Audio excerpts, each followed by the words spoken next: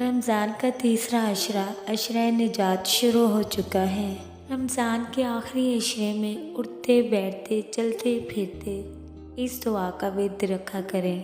یہ دعا ہمیں دوزخ کی آگ سے بچاتی ہے۔ رمضان کے آخری عشرے کے 10 دن باکثرت اس دعا کو پڑھنا چاہیے۔ ہماری زندگی میں جو مشکلات ہوتی ہیں یہ اس کو بھی ریموو کرتی ہے، ہمیں دوزخ کی آگ سے بچاتی ہے۔ اللہم اجرنی من النار، اے اللہ ہمیں دوزخ کے عذاب سے بچا۔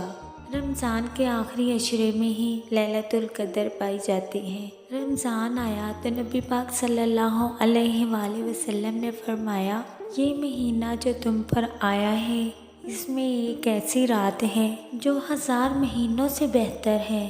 جو شخص اس سے محروم رہا وہ ہر بھلائی سے محروم رہا۔ اس رات کی سعادت سے صرف بد نصیب کو ہی محروم